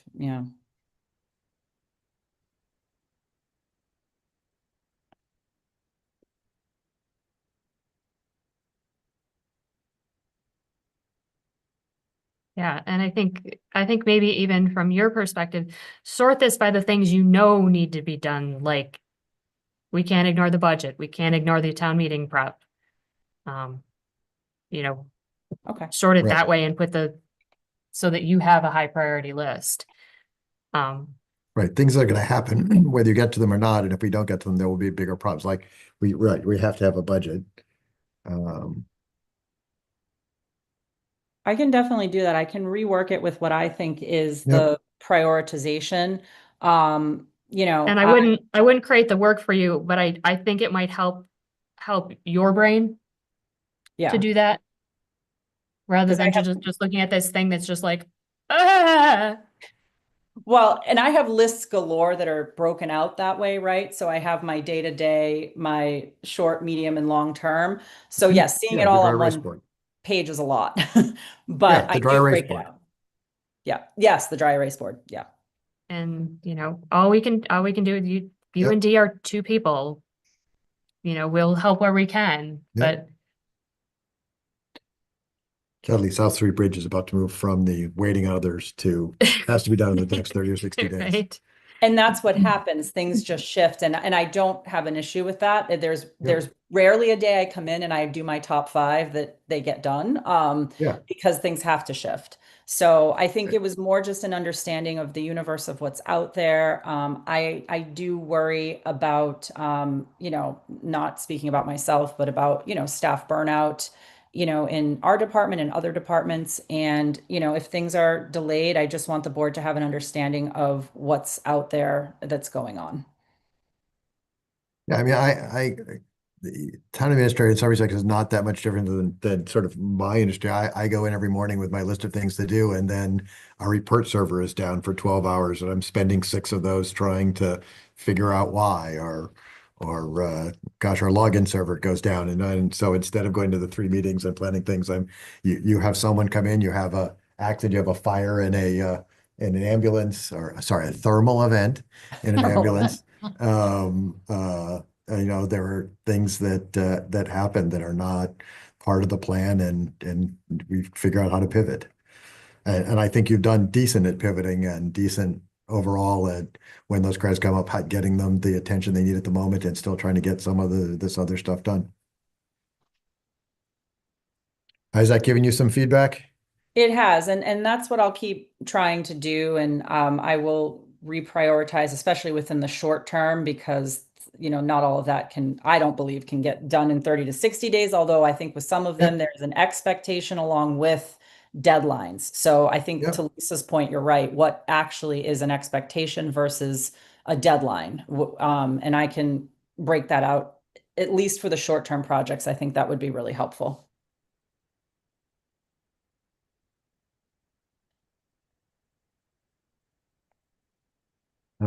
If we move on to E, then the Powderhouse News. Yes, so that's one of the things that's not on the list because I have not been handling that. That has been handled since we had a volunteer who retired exclusively by Dee in our office. It is taking time. It's taking a lot of time. I know she's, done work on it on Fridays and on weekends. And obviously, I don't want to see that continuing. I have tried to put a plug out there, everywhere I've been for volunteers. Melissa knows if any, senior workers come out that may have those skills that, we can do it. But I also received a lot of feedback, as I had mentioned when we went to 19 Carter, that, by the time they come out, it's sort of history as opposed to what's new and what's going on. So, I don't know that it's frankly worth our time at this point. No, and I can tell you, I have volunteered to help Dee the past 2 times and to get them printed, and then she hands them to me, and I literally sit there and I fold them, and then I put mailing labels on, and then I put the little tape on the side so they don't open up, and then I put the stamp on them, and then I go to the post office because I'm delivering them to other places in town. And this past week, I went to Northbrook, thank you. And a woman let me in who lived there, and she said, "Oh, what's in your hand?" And I told her, and her response was, "Why bother? This is old news. We don't want that." And then when I delivered them to a business establishment in town, I got the same response. "I still have ones from June and July that no one reads. Don't give these to me. It's old news." So if you've got a resident and a business, and I know I've seen your messages going out to people to ask for information. 19 Carter does a good job at advertising their own stuff. We don't need to do that. Unfortunately, in the delay, if you look at this month's, there was a deadline that had already passed for Medicare. So by the time the people get them, they've missed it. So unless there is a group that is willing to step up and come forward and take this on full, I think we kill it and we start to look at other communication ways to get information out, which Kristen's reports, all the reports are there. You can watch us live, you can watch us on playback. There's stuff out there, but I do not see this as an efficient use of time or money from the town when less than 1% of the senior population in town gets these. Agreed. So we kill it? As you say, I think you and I were very skeptical even when the budget came out for it. So we were willing to give it a little bit of a look, but it didn't have a long leash when it started. So No, and if finance wants to put it back, then my question to them will be, who's stepping up from finance to do this? well, and in Well, some respects, I and- mean, well, good, At the end of the day, don't we approve or not approve right? what's in the budget? Yeah. So take it back out of the budget. Okay, Well, and for me, some of this will go back to some of the stuff I did last spring is, if there are people who are extremely upset that this is being cut, step forward. We'll help make sure you have some of the resources necessary. There is some Mhm. budget numbers that helps you Yep. with the printing and postage, help make it happen and help make it better. Yep. So I would look for a motion that we cease operation of the Powderhouse News until such time there are volunteers to make it work better. So moved. seconded. All in favor, say aye. Aye. Aye. Can't Just a wait to hear feedback on that one. clarification, just quick clarification. Yep. Are you wanting at least for the initial budget? I had that in there. I can Nope. take it out. Yeah. No, Take it Okay, out. Unless someone comes forward and starts advocating for it, there's no budget for it in the upcoming year. okay, perfect. Appreciate that. And I think the updates on the website, if we can get there for big projects like South Street Bridge, would be helpful. They're also in the town administrator report. So maybe we need to look at, can we put the town administrator reports on the homepage? Something that makes those project updates more visible and easy for people to find, because those are done essentially every 2 weeks. So those Just are pretty make a link. timely. Just put a link, if you're looking for a Like- fire report. I think once our new website is up and running and we're starting training coming up, Yep. that once that goes live, it'll Yep. be a good time to decide what we're going to put up there and how we're going to do it. yeah, Okay. and you Yeah. can also throw them out, the link to them, throw them out like you throw the Powderhouse right Sure. now. The TA's report Yeah. is up. Yeah. I was Facebook. gonna say, Good I idea. get Blah. that not everybody has Done. computers that is on social Sure. media, but that is a tool. And Most. if it already works out and it takes you 5 minutes to take the link and say, hey, this is this month's police report. Here is this month's TA report. It's something, Yes. and we can find other places that could go. We can utilize the item, Right. to direct people to go to different places. Yeah. I mean, there's other things that we can do, but this, to me, it frees up your time. I appreciate that. I don't want to I be mean, delivery girl anymore. Yeah. Yeah. I mean, I think if there was a volunteer or a even senior work off who had decent writing skills, just writing short articles for the Yeah. item on a regular basis Yes. would be, Or I think would be updating the better. Facebook page Yeah. Yep. or any number of those avenues, rather than trying to put out that Yeah. whole Right. publication. We're not a news agency. Yep. Right. So there you go, folks in town. You have an opportunity. Come see us. F, review board committee attendance participation policy. Yes, so Lisa was kind enough to help me on this one as well. put it together. I presume our buddies at ChatGPT are helping us, which is wonderful. Yes, they are. And I love that. And I am getting more comfortable with it by the day. So it's taken me a little time, but I'm getting there. So what I did was I just went through, made a couple small edits, but for the most part, the policy was in pretty good shape the way that it came. So I don't know if anyone has questions, if you want me to walk you through it. There's one that I have, because I know of a committee in town, that there is a person on the committee who does go to Florida for several months, and unfortunately, this committee does not have hybrid meetings, so there is no opportunity for this person to attend, and that is that 3 consecutive months of unavailability, so it's only because they're a winter bunny, snow bunny, what are they, snow bunnies? They're a snow bunny with no opportunity to participate. I don't think that we should penalize them and boop them It's off. up to the chair. I think that the is the up point to that the says, yeah, chair. the chair's discretion to determine whether or not the absence is excused. Okay. And it says the chair in advance on whether or not the absence is not unreasonably unavoidable. And I think asking a volunteer to fly back from Florida for a meeting is unreasonable. But also being on 3 months and not being able to attend meetings, They can if all, the chair decides that that's not reasonable and they can't make quorum or they can't Mhm. do those things, then they have an Right. out, Okay. which they don't now. right. I know this is not the committee because they do it, but like, if someone on FinCom couldn't meet from January to March, Then that would be why a are problem. you, why are you? If someone on FinCom couldn't meet from like, July to September, no one's gonna care. They don't Wow. often have meetings during that time period, or actually they tend to do year-end stuff, but not as critical of meetings as they do during the other period. And so I think it lets the chair, I like this policy because it did give the chair the final discretion. And I think legal should be fine with this. Yep. Now that you've I mean, clarified that, that's, I'm that, because I read that and went, No, Yeah. I always leave escape Right. hatches. Escape? Well, and Guppy hatch? Okay. And there are some sentences I would have written differently, but I could have written them exactly this way and read them 2 months later and also wanted to write them differently. So I think it's about as good as I'm willing to get. And I'd like policies to be, I don't want perfection to be enemy of the good. So I think this is fine. I don't know if I feel even a need for another reading. I'm willing to let it pass. And I think we whiz it out there and get feedback from folks. So, Okay. Um, Motion to approve. Seconded. all in favor, say aye. Aye. Yeah, and these are policies. These are not set in stone. If Yeah. something's not working, we just Yep. go Bring it change up. it. Yeah, right, right. It doesn't take a town meeting to make an adjustment if we found a bad sentence. If a committee found something they didn't like a month from now, we're like, oh my goodness, we didn't realize that. And Yeah.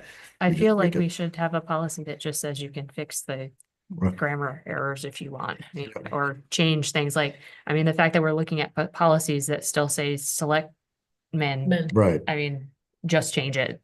right, Yep. Maybe that's a policy up front. Like, right. change the things that are outdated like that are obvious. Board question liaison updates. Do you want to go, Lisa? Okay.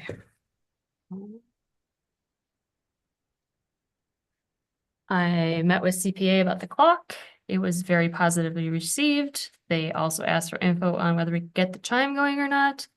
The church owns the bell, so there's that little wrinkle. It's not that there's the controller that we would be buying anyways, does actually have a piece that could be put in to ring the existing bell. So it's not that huge a deal to add it on. But like I said, there's the added little wrinkle of the church Yeah. owns the bell. So I will bring that information to them Mhm. on January 6th.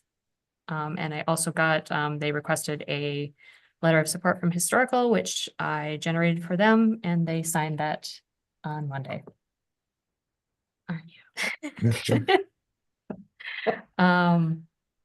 Also with Historical, after I saw June's letter, I reached out to June. I offered my help and Tim's help to help them get the doors out of the fire station. We went and did that on Saturday. It took about a half hour to do the whole thing, get them over to the transfer station. So thank you to June and Marty Miller, Ellie Bergen, and I had already thanked firefighter Liam Cushman and my husband. So Everything that it belongs to a committee, as far as I am aware, is out of there. There were a couple things left to the Lions. I gave those to Lori Mhm. Fairbay when we went to the transfer station. So that should be good. There is a bunch of stuff left in there, but as far as I'm aware, none of that belongs to a committee. We will have to take care of that. Yeah, Lions, I had reached out to Dave Malika and, because he's a Lion guy, and told him what was going on, and he's like, oh yeah, they're ours, and said, please contact Fire Mike, and I wish Fire Mike was here to see if he had contacted him, but if you're saying that they're upstairs, then. No, I took them, You took the- I gave them to Lori. Lori's also on the Lions. Oh, okay, Yeah, Done. so all done. so Done, we done, have, done. we have It empty was Ross and building. I who carried them up there, so up the doors. Because that was the project at the time, because wherever they were, they had to leave, Okay. and so. Well, there are it was about down 8 there. of them left and they all went, they're in one of the, Yep. they went to the take it or leave it. Yep. If anybody is looking for A old door. doors to restore. And there was some really cool hardware in some of Yeah. them, so. Some of, I mean, I remember some of them were pretty, doors of a solidness you really can't buy these days. But they would take work because there's lead Termites. paint on them and, yeah. Yeah. The housing trust, I've been working on the RFP. I will hopefully have something that goes to the trust at our meeting in January. Then it will go to Kristen, and legal, I believe, looks at that too. I don't know if, is that just you or legal also? Just you? You're talking about the RFP? The RFP? Is that just you? Usually I would just review that to make Okay. sure it complies with procurement, and we would put our Awesome. standard contract and forms and everything in there. Okay, so my hope is that the trust will approve that in January. And we will get that posted in February. We do have a relatively aggressive timeline Mhm. and would like to get that moving. The first time home buyers project is also moving forward. CMRPC was in last week with us. Still some work, but it is advancing. And then the school strategic plan that meets actually on Wednesday for the data piece. So I'll have information on that when I come back to the next meeting. I also got notification we did not receive the innovation award, but they applauded our creative application. I think Meg? that is what I have. So Rec, as I mentioned, is meeting down the hall. I had asked them when they were meeting to talk about the job description, the information on the pavilion and the playground, so I'll update you when I get more on that. Concom is meeting on Wednesday. They have a full agenda. Energy is meeting on the 6th, and if there's anyone out there who would like to be a member of Energy, come on down. They are fun meetings. I will tell you that Tim runs extremely efficient, timely meetings. It's usually about a half an hour in and out, and that's the time that we spend chatting. The ADA grants that Melissa and I had worked on, unfortunately, all of them, all 8 of them, which I was told to break them down into small chunks, like $800, were denied. Yes. Yes, so I have requested a meeting with the gentleman who does the grants. He has asked me to wait until the end of January, so I will be setting up time for Kristen and I and Melissa to meet with him and find out exactly why we were denied when we did everything that he had asked. And I purposely broke them down so they weren't $10,000, $20,000. It was $800 for something. It was, hey, you gave us money 2 years ago to put in 2 automatic doors. We would like a little bit more money, so now we can have 4 automatic doors. So try to take on what we had, a lot of the projects that we had done for updating handles in the bathroom and on doors, you know, to try and do more. So I built on it and all of them were denied. I was extremely saddened when I got that email, but I will find that out and bring that back. And that's all I got. That reminded me too, historical has 1, if not 2 openings also, if anybody's interested in historical commission.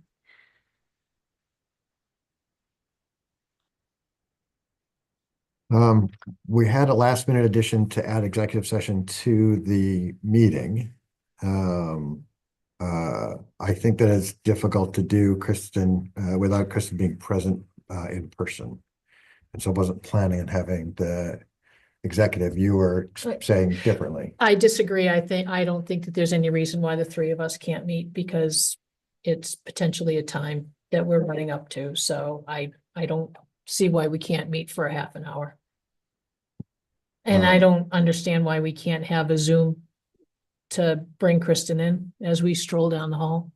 But I do not want to delay this. Given that the holidays are over the next 2 weeks, we're probably not gonna meet, so that pushes us into January. Right, And we're January already, 5th is January 5th is our next meeting. right, and we're already having a potential executive session on something else that I've already forgotten what it is. Well, we So, have the ones on the legal yeah, groups is that we've been waiting for So- some updates on. I think the lesser of two evils is to hold a meeting, and if it's 5 minutes, because after we discuss, I don't think there's anything more to discuss and we leave, I think is easier to do than not be able to say your reasons correct. more publicly here, so. Okay. Dee, would you at least, and Chris, would you at least attempt to see if you can do a Zoom into the Yep. other room? Yep. And so I will call an executive session for according to Mass General Law, Chapter 38, Section 2082, to conduct contract negotiations with non-union personnel, the town administrator. Because I thought there was something else I had to say about it, but where I think public conversation would be detrimental to it, which I so do. And so that is a roll call vote to go into executive session. You want to go first? Waisaki, aye. Stone Eye, Hawkins, aye. and So you are not oh, coming back. we will adjourn from executive session and not come back. Okay, coolio. Thanks. Thanks. I have to look at my phone. I know, I heard